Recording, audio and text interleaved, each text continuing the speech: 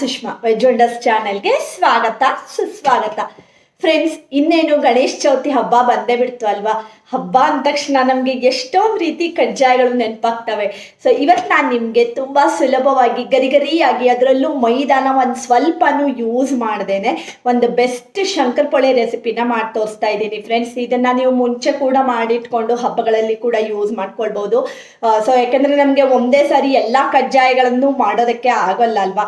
So ಅದಕ್ಕೋಸ್ಕರ ನೀವು ಇದನ್ನು ಒಂದ್ಸಾರಿ ಮಾಡಿಟ್ಕೊಂಡ್ರೆ 1 ಮಂತ್ವರೆಗೆ ಕೂಡ ಇದನ್ನು ನೀವು ಸ್ಟೋರ್ ಮಾಡ್ಕೊಳ್ಬೋದು. ಹಾಗಾದರೆ ಈ ಗರಿಗರಿಯಾಗಿರುವಂಥ ಶಂಕರಪೊಳೆನ ಹೇಗೆ ಮಾಡೋದು ಅಂತ ನೋಡ್ಕೊಳ್ಳೋಣ. ಸ್ಟಾರ್ಟ್ ಮಾಡೋಣ. ಫಸ್ಟ್ ನೋಡಿ, ನಾನು ಒಂದು ಪ್ಲೇಟಿಗೆ 3 ಕಪ್ ಆಗುವಷ್ಟು ಚಿರೋಟಿ ರವಾನ ಹಾಕ್ಕೊಳ್ತಾ ಇದ್ದೀನಿ. ನಿಮಗೆ ಯಾವ ಕ್ವಾಂಟಿಟಿಯಲ್ಲಿ ಬೇಕು ಅಂತ ನೋಡಿಕೊಂಡು ನೀವು ಆ ಪ್ರಮಾಣದಲ್ಲಿ ಮಾಡ್ಕೊಳ್ಬೋದು. ಈ ರೀತಿ ಒಂದು ಕಪ್ ತೊಗೊಂಡಿದ್ದೀನಿ, ಅದರಲ್ಲಿ 3 ಕಪ್ನಷ್ಟು ಚಿರೋಟಿ ರವೆ ಹಾಕ್ಕೊಂಡಿದ್ದೀನಿ. ಸೊ ನಿಮಗೆ ಚಿರೋಟಿ ರವೆ ಇರಲಿಲ್ಲ ಅಂತಾದರೆ ಬಾಂಬೆ ರವೆ ಕೂಡ ಯೂಸ್ ಮಾಡ್ಕೊಳ್ಬೋದು, ಏನೂ ಪರವಾಗಿಲ್ಲ. ಓಕೆನಾ. ಈಗ ನೋಡಿ, ಇದು ಹಾಕ್ಕೊಂಡಾದ್ಮೇಲೆ ಇದಕ್ಕೀಗ ನಾನು ಒಂದೊಂದೇ ಇಂಗ್ರೀಡಿಯೆಂಟ್ಸನ್ನು ಆ್ಯಡ್ ಮಾಡ್ತಾ ಹೋಗ್ತಾ ಇದ್ದೀನಿ.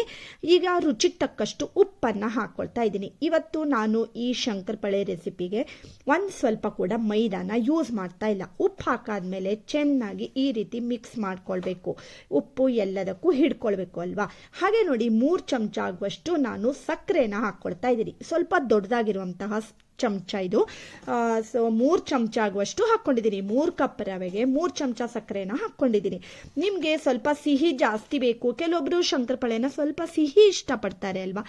ಆ ರೀತಿ ಏನಾರು ಇದ್ರೆ ನೀವು ಒಂದು ಸ್ವಲ್ಪ ಜಾಸ್ತಿ ಹಾಕ್ಕೊಂಡ್ರು ಏನೂ ಪರವಾಗಿಲ್ಲ. ಅಂದರೆ ಒಂದು 4ರಿಂದ 5 ಚಮಚ ಸಕ್ಕರೆ ಕೂಡ ಹಾಕ್ಕೊಳ್ಬೋದು. ಹಾಗೆ ನೋಡಿ, ನೆಕ್ಸ್ಟ್ ನಾನು ಇದಕ್ಕೆ 3 ಚಮಚ ಆಗುವಷ್ಟು, ಅದರಲ್ಲೂ ದೊಡ್ಡ ಚಮಚದಲ್ಲಿ 3 ಚಮಚ ಆಗುವಷ್ಟು ತುಪ್ಪನ ಹಾಕ್ಕೊಂಡಿದ್ದೀರಿ. ನೀವು ತುಪ್ಪ ಇರಲಿಲ್ಲ ಅಂತಾದರೆ ಸ್ಕಿಪ್ ಮಾಡಿ ಎಣ್ಣೆ ಕೂಡ ಯೂಸ್ ಮಾಡ್ಕೊಳ್ಬೋದು. ಬಿಸಿ ಮಾಡಬೇಕು ಮತ್ತು ಅದನ್ನು ತುಪ್ಪನೇ ಹಾಕಬೇಕು, ಬೆಣ್ಣೆನೇ ಹಾಕಬೇಕು, ಆ ರೀತಿ ಏನೂ ಇಲ್ಲ. ಸೊ ತುಪ್ಪನ ಹಾಕ್ಕೊಂಡು ಚೆನ್ನಾಗಿ ಅದನ್ನು ಎಲ್ಲ ರವಾಗನು ಮಿಕ್ಸ್ ಮಾಡ್ಕೊಳ್ಬೇಕು. ಓಕೆನಾ. ಆಮೇಲೆ ಇದಕ್ಕೆ ನೀರನ್ನು ಹಾಕ್ಕೊಳ್ತಾ ಚೆನ್ನಾಗಿ ಮೆಲ್ದು ಕಲಿಸ್ಕೊಳ್ಬೇಕು. ಕಲಿಸ್ಕೊಳ್ಳೋದು ತುಂಬ ಇಂಪಾರ್ಟೆಂಟು, ನೆನಪಿನಲ್ಲಿ ಇಟ್ಕೊಳ್ಳಿ. ಈ ರೀತಿ ನೋಡಿ, ಚೆನ್ನಾಗಿ ಮಿಕ್ಸ್ ಮಾಡಿಕೊಂಡು ಕಲಿಸ್ಕೊಂಡಾದ್ಮೇಲೆ ಈಗ ನೋಡಿ ಸ್ವಲ್ಪ ಮೆತ್ತಗಿದೆ ಅಲ್ವಾ, ಈ ಹದಕ್ಕೇನೆ ರವಾನ ಕಲಿಸ್ಕೊಳ್ಬೇಕು. ಯಾಕೆಂದರೆ ರವ ಒಂದು ಸ್ವಲ್ಪ ಹೊತ್ತಿಗೆನೆ ನೀರೆಲ್ಲ ಹೀರ್ಕೊಂಡು ಗಟ್ಟಿ ಆಗ್ತಾ ಬರುತ್ತೆ. ಸೊ ಅದಕ್ಕೋಸ್ಕರ ಒಂದು ಸ್ವಲ್ಪ ಜಾಸ್ತಿ ನೀರು ಹಾಕಿ ಈ ರೀತಿ ಇಷ್ಟ ಹದಕ್ಕೆ ಕಲಸಿಟ್ಕೊಳ್ಬೇಕು. ಈಗ ನೋಡಿ ಫ್ರೆಂಡ್ಸ್, ಇದಕ್ಕೆ ನಾನೀಗ ಇದೊಂದು ಬೆಸ್ಟ್ ಟಿಪ್ಪು, ನೆನಪಿನಲ್ಲಿ ಇಟ್ಕೊಳ್ಳಿ. ಇದಕ್ಕೆ ಈಗ ನಾನೀಗ ಒಂದು ಸ್ವಲ್ಪ ಗೋಧಿ ಹಿಟ್ಟನ್ನು ಹಾಕ್ಕೊಂಡಿದ್ದೀನಿ. ಸೊ ಮೆತ್ತಗಿದೆ ಅಲ್ವಾ, ಈಗ ಅದಕ್ಕೋಸ್ಕರ ಗೋಧಿ ಹಿಟ್ಟನ್ನು ಹಾಕಿಬಿಟ್ಟು ಅದನ್ನು ಗಟ್ಟಿಯಾಗಿ ಕಲಿಸ್ಕೊಳ್ಬೇಕು. ಅಂದರೆ ಈ ಹಿಟ್ಟು ನಾವು ಮಾಡ್ತಾ ಇದ್ದೀವಿ ಅಲ್ವಾ, ಅದು ಗಟ್ಟಿಯಾಗಿರಬೇಕು. ಈ ಹಿಟ್ಟು ನಾವು ಚಪಾತಿ ಎಲ್ಲ ಮಾಡ್ತೀವಿ ಅಲ್ವಾ, ಆ ಹದಕ್ಕೆ ಇರಬಾರ್ದು, ಅದಕ್ಕಿಂತನೂ ಗಟ್ಟಿ ಇರಬೇಕು. ಸೊ ನಾನು ನಿಂತ್ಕೊಂಡು 2 ಕೈಯಲ್ಲಿ ಚೆನ್ನಾಗಿ ಮೆಲ್ದ್ಬಿಟ್ಟು ಈಗ ಇದನ್ನು ಒಂದು 15 to 20 ಮಿನಿಟ್ಸು ನೆನೆಯೋದಕ್ಕೆ ಇಟ್ಕೊಂಡಿದ್ದೀನಿ. ಫ್ರೆಂಡ್ಸ್, ನೀವೇನಾದ್ರೂ ಫಸ್ಟ್ ಟೈಮ್ ನನ್ನ ಚಾನಲ್ನ ನೋಡ್ತಾ ಇದ್ರೆ ಸಬ್ಸ್ಕ್ರೈಬ್ ಮಾಡ್ಕೊಳ್ಳಿ. ಒಳ್ಳೊಳ್ಳೆ ವಿಡಿಯೋಸ್ಗಳು, ವ್ಲಾಗ್ಸ್ಗಳು, ರೆಸಿಪಿಗಳನ್ನೆಲ್ಲ ನೀವು ನನ್ನ ಚಾನಲ್ನಲ್ಲಿ ನೋಡ್ಕೊಳ್ಬಹುದು. ಹಾಗೆ ನೋಡಿ, ಒಂದು 20 ಮಿನಿಟ್ಸ್ ಆದಮೇಲೆ ನಾನು ಇದನ್ನು ಮುಚ್ಚಳ ಓಪನ್ ಮಾಡಿಬಿಟ್ಟು ಪುನಃ ಇದನ್ನು ಚೆನ್ನಾಗಿ ಮೆಲ್ಕೊಳ್ತಾ ಇದ್ದೀನಿ. ಇದು ಒಂದು ಬೆಸ್ಟ್ ಟಿಪ್ಪು. ನೀವು ಈ ರೀತಿ ನೆನೆಸ್ಕೊಂಡಾದ್ಮೇಲೆ ಕೂಡ ಇದನ್ನು ಚೆನ್ನಾಗಿ ಮೆಲ್ದು ಈ ರೀತಿ ರೆಡಿ ಮಾಡ್ಕೊಳ್ಬೇಕು.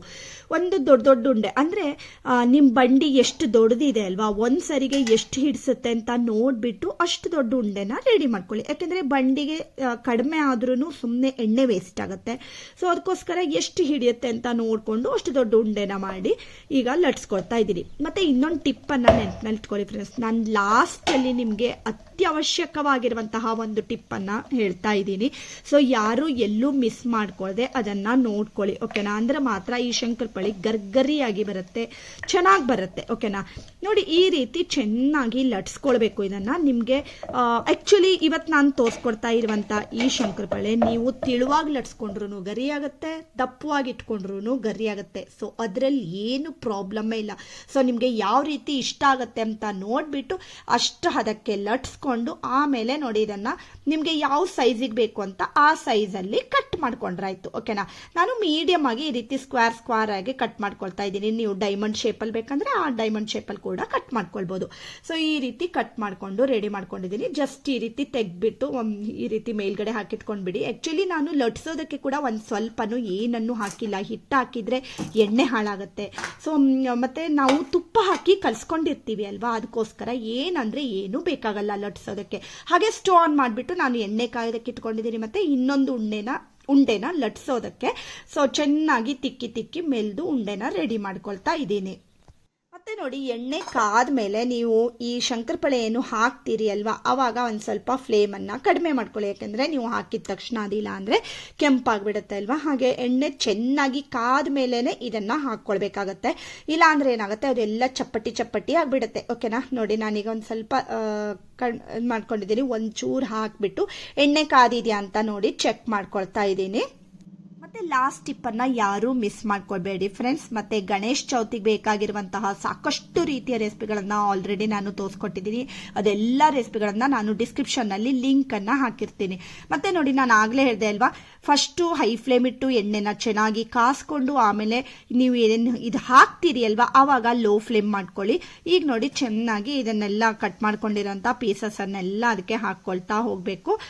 ಮತ್ತೆ ನೋಡಿ, ಈಗ ಎಲ್ಲ ಹಾಕ್ಕೊಂಡಿದ್ದೀನಿ. ಸೊ ಒಂದು ದೊಡ್ಡದಾಗಿ ಲಟ್ಸ್ಕೊಂಡಿದ್ದೆ ಅಲ್ವಾ, ಅದಿಷ್ಟು ಒಂದು ಸರಿಗೆ ಇಡ್ತು. ಯಾಕೆಂದರೆ ನಾನು ಸ್ವಲ್ಪ ದೊಡ್ಡ ಬಂಡಿನ ಇಟ್ಕೊಂಡಿದ್ದೆ, ಬೇಗ ಆಗಿಬಿಡತ್ತೆ ಅಂತ ಅಂದ್ಬಿಟ್ಟು.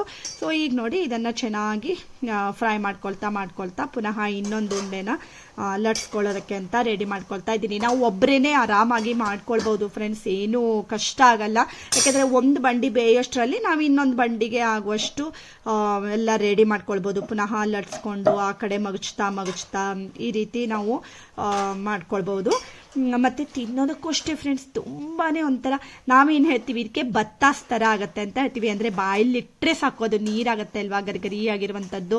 ಸೊ ಈ ರೀತಿ ಟೇಸ್ಟ್ ಬಂದರೆ ನಾವು ಬತ್ತಾಸ್ ಥರ ಆಗುತ್ತೆ ಹೇಳ್ತೀವಿ ನಮ್ಮ ಕಡೆಗೆ. ನಿಮ್ಮ ಕಡೆಗೆ ಏನು ಹೇಳ್ತೀರಿ ಹೇಳೋದನ್ನು ಕಮೆಂಟ್ ಬಾಕ್ಸ್ನಲ್ಲಿ ಕಮೆಂಟ್ ಮಾಡಿ ಫ್ರೆಂಡ್ಸ್.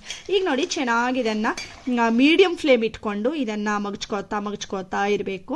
ಎಷ್ಟು ಚೆನ್ನಾಗಿ ಕಾಣಿಸ್ತಾ ಇದೆ ಅಲ್ವಾ, ಕಲರ್ ಕೂಡ ತುಂಬ ಚೆನ್ನಾಗಿ ಬಂದಿದೆ. ಮತ್ತು ತಿನ್ನೋದಕ್ಕೂ ಅಷ್ಟೇ, ಬಾಯಲ್ಲಿಟ್ಟರೆ ಗರಿಯಾಗಿ ಒಳ್ಳೆ ಕುರ್ರುಮ್ ಆಗಿ ಚೆನ್ನಾಗಿರುತ್ತೆ. ಮತ್ತು ನಾವು ಮೈದಾ ಯೂಸ್ ಮಾಡಿಲ್ಲ, ಮಕ್ಕಳಿಗೂ ನಾವು ಸ್ನ್ಯಾಕ್ಸ್ ಡಬ್ಬಿಗೆಲ್ಲ ಇದನ್ನು ಕಳಿಸೋದಕ್ಕೆ ಆಗುತ್ತೆ ಫ್ರೆಂಡ್ಸ್. ಮಾಡೋದು ಏನು ಕಷ್ಟ ಇಲ್ಲ ಅಲ್ವಾ, ನೋಡಿದ್ರಿ ಅಲ್ವಾ, ಜಾಸ್ತಿ ಇಂಗ್ರೀಡಿಯೆಂಟ್ಸು ಏನು ಬೇಕಾಗಲ್ಲ. ಮತ್ತು ಮರ್ತಿದ್ದೆ ಇನ್ನೊಂದು ವಿಚಾರ ಏನಂದರೆ, ನೀವು ಹಿಟ್ಟನ್ನು ಕಲಿಸ್ಕೊಳ್ಳುವಾಗ ಬೇಕು ಅಂದರೆ ನೀವು ಅಜ್ವೈನು ಅಥವಾ ಜೀರಿಗೆ ಏನಾದರೂ ಬೇಕು ಅಂದರೆ ಹಾಕ್ಕೊಳ್ಬೋದು. ಬಟ್ ನಾನು ಏನನ್ನು ಹಾಕದೇನೆ ಇವತ್ತು ಸಿಂಪಲ್ ಆಗಿ ಈ ರೀತಿ ಮಾಡ್ತಾ ಇದ್ದೀನಿ ಫ್ರೆಂಡ್ಸ್. ಮತ್ತೆ ನೋಡಿ, ಹೇಳಿದ್ದೆ ಅಲ್ವಾ ಲಾಸ್ಟಲ್ಲಿ ಒಂದು ಬೆಸ್ಟ್ ಟಿಪ್ಪನ್ನು ಹೇಳ್ತೀನಿ ಅಂತ. ನೀವು ಈ ರೀತಿ ಶಂಕರಪಳೆನ ಮಾಡುವಾಗ ಏನಾಗುತ್ತೆ, ಅದು ಒಂದು ಸೈಡ್ ಸ್ವಲ್ಪ ವೈಟ್ ಆಗಿ ಬರುತ್ತೆ, ಇನ್ನೊಂದು ಸೈಡು ಬ್ರೌನ್ ಆಗುತ್ತೆ. ನೀವು ಎಷ್ಟೇ ಸಾರಿ ಮಗುಚಿದ್ರೂ ಅದೇನಾಗುತ್ತೆ, ಪುನಃ ಮಗುಚ್ಕೊಂಡು ವೈಟ್ ಕಲರ್ ಮೇಲೆ ಬರುತ್ತೆ, ಬ್ರೌನ್ ಕಲರ್ ಕೆಳಗಡೆ ಹೋಗುತ್ತೆ ಅಲ್ವಾ. ಈ ಪ್ರಾಬ್ಲಮ್ ಸಾಮಾನ್ಯವಾಗಿ ಎಲ್ಲರೂ ಫೇಸ್ ಮಾಡುವಂತಹ ಒಂದು ಪ್ರಾಬ್ಲಮ್. ಸೊ ನಾನು ಎವ್ರಿ ಟೈಮ್ ಇದನ್ನು ಮಾಡಿದಾಗ್ಲೂ ಅದನ್ನು ಚೆಕ್ ಮಾಡಿಬಿಟ್ಟು ನಿಮ್ಗೆ ಇವತ್ತು ಆ ಟ್ರಿಕ್ಕನ್ನು ನಿಮಗೆ ಹೇಳ್ತಾ ಇದ್ದೀನಿ ಫ್ರೆಂಡ್ಸ್. ಈ ರೀತಿ ಆಗಬಾರ್ದು. ಎರಡೂ ಸೈಡಲ್ಲೂ ಕರೆಕ್ಟಾಗಿ ಒಂದೇ ರೀತಿ ಅದು ಕಲರ್ ಬರಬೇಕು, ಚೆನ್ನಾಗಿ ಕಾಣಬೇಕು ಅಂತಾದರೆ ನೀವು ಏನು ಲಟ್ಸ್ಕೊಳ್ತೀರಿ ಅಲ್ವಾ, ಉಂಡೆನ ಚೆನ್ನಾಗಿ ಮೆಲ್ಕೊಂಡು ಉಂಡೆ ಮಾಡಿಕೊಂಡು ಲಟ್ಸ್ಕೊಳ್ತೀರಿ ಅಲ್ವಾ, ಈ ರೀತಿ ನೀವು ಲಟ್ಸ್ಕೊಳ್ಳುವಾಗ ಏನು ಮಾಡಬೇಕು ಅಂದರೆ, ನೋಡಿ, ಒಂದು ಸರಿ ಲಟ್ಸ್ತೀರಿ ಅಲ್ವಾ, ಆಮೇಲೆ ಪುನಃ ಮಗುಚ್ಕೊಂಡು ಆ ಸೈಡಲ್ಲೂ ಲಟ್ಸ್ಕೊಳ್ಬೇಕು, ಪುನಃ ಅದನ್ನು ಮಗುಚ್ಕೊಂಡು ಈ ಸೈಡಲ್ಲಿ ಲಟ್ಸ್ಕೊಳ್ಬೇಕು. ಸೊ ಎರಡೂ ಸೈಡಲ್ಲೂ ನೀವು ಕಮ್ಚಿ ಮಾಡ್ತಾ ಅದನ್ನು ಲಟ್ಸ್ಕೊಂಡ್ರೆ ಖಂಡಿತ ಆ ರೀತಿ ಆಗಲ್ಲ ಫ್ರೆಂಡ್ಸ್. ಇದೊಂದು ಬೆಸ್ಟ್ ಟಿಪ್ಪು. ಆ್ಯಕ್ಚುಲಿ ಶಂಕರಪಳೆ ಮಾಡುವಾಗ ಪ್ರತಿಯೊಬ್ಬರು ಫೇಸ್ ಮಾಡುವಂತಹ ಇದು ಪ್ರಾಬ್ಲಮ್ಮು. ಸೊ ಈ ಪ್ರಾಬ್ಲಮ್ಮು ಸಾಲ್ವ್ ಆಗುತ್ತೆ. ಈಗ ನೋಡಿ ಫ್ರೆಂಡ್ಸ್, ಎಷ್ಟು ಟೇಸ್ಟಿಯಾಗಿರುವಂಥ ಶಂಕರಪಳೆ ರೆಡಿಯಾಗಿದೆ. ಬಾಯಲ್ಲಿಟ್ಟರೆ ನೀರಾಗುತ್ತೆ ಫ್ರೆಂಡ್ಸ್, ಅಷ್ಟು ಟೇಸ್ಟಿಯಾಗಿತ್ತು ಅಂತಲೇ ಹೇಳ್ಬೋದು. ಆ್ಯಕ್ಚುಲಿ ನಮ್ಮ ಮನೇಲಂತೂ ಎಲ್ಲರೂ ತುಂಬಾ ಇಷ್ಟಪಟ್ಕೊಂಡು ತಿಂದರು. ಸೊ ಮಕ್ಕಳು ಸ್ನ್ಯಾಕ್ಸ್ ಡಬ್ಬಿಗಂತೂ ಡೈಲಿ ನಾನು ಒಂದು ವಾರದವರೆಗೆ ಕಳಿಸ್ದೆ. ನೀವು ಒಂದು ತಿಂಗಳದವರೆಗೆ ಕೂಡ ಇದನ್ನು ಸ್ಟೋರ್ ಮಾಡಬಹುದು. ಫ್ರೆಂಡ್ಸ್, ನೋಡ್ಕೊಂಡು ಬಂದ್ರಿ ಅಲ್ವಾ, ಎಷ್ಟು ಗರ್ಗರಿ ಆಗಿರುವಂಥ ಶಂಕರಪಳೆ ಈಗ ರೆಡಿ ಆಗಿದೆ. ನೀವು ಹಬ್ಬಕ್ಕೆ ಇದನ್ನ ಮಾಡ್ಕೊಳ್ಬೋದು, ಮತ್ತೆ ಒಂದು ತಿಂಗಳದವರೆಗೆ ಕೂಡ ನೀವು ಸ್ಟೋರ್ ಮಾಡಿ ಇಟ್ಕೊಳ್ಬೋದು. ಸೊ ಮತ್ತೆ ನಾವು ಮೈದಾ ಕೂಡ ಯೂಸ್ ಮಾಡಿಲ್ಲ ಅಲ್ವಾ. ಸೊ ಮಕ್ಕಳಿಗೆ ಎಲ್ಲ ನಾವು ಕೊಡ್ಬೋದು, ಇದನ್ನ ಅವರ ಸ್ನ್ಯಾಕ್ಸ್ ಡಬ್ಬಿಗೆ ಕೂಡ ಕಳಿಸ್ಕೊಡ್ಬೋದು. ಮತ್ತೆ ನೋಡಿ, ಎಷ್ಟು ಗರ್ಗರಿ ಆಗಿದೆ ಹೇಳೋದನ್ನು ಕೂಡ ನಿಮಗೆ ತೋರಿಸ್ಕೊಡ್ತಾ ಇದ್ದೀನಿ. ನೋಡಿ, ಎಷ್ಟು ಪೌಡರ್ ಥರ ಇತ್ತು. ಜಸ್ಟ್ ಒಂದು ಸರಿ ನಾನು ಕ್ರಷ್ ಮಾಡಿದ್ದಕ್ಕೆ ಅಲ್ವಾ. ಸೊ ಒಂಥರ ಅದು ತುಂಬಾ ಚೆನ್ನಾಗಿರುತ್ತೆ ಅಂತ ಹೇಳ್ಬೋದು ಟೇಸ್ಟು. ಖಂಡಿತ ನೀವೊಮ್ಮೆ ಇದನ್ನು ಟ್ರೈ ಮಾಡಿ ಹೇಗೆ ಬಂತು ಹೇಳೋದನ್ನು ಕಮೆಂಟ್ ಬಾಕ್ಸ್ನಲ್ಲಿ ಕಮೆಂಟ್ ಮಾಡೋದನ್ನು ಮರಿಬೇಡಿ. ಹಾಗೆ ವಿಡಿಯೋ ಇಷ್ಟ ಆದರೆ ಗೊತ್ತೇ ಇದೆ ಅಲ್ವಾ ಫ್ರೆಂಡ್ಸ್, ಲೈಕ್ ಮಾಡಿ, ಶೇರ್ ಮಾಡಿ, ಮತ್ತು ಸಬ್ಸ್ಕ್ರೈಬ್ ಮಾಡಿ. ಇನ್ನೊಂದು ಒಳ್ಳೆ ವಿಡಿಯೋ ಜೊತೆ ಬರ್ತೀನಿ. ಅಲ್ಲಿವರೆಗೂ take care. Thank you for watching.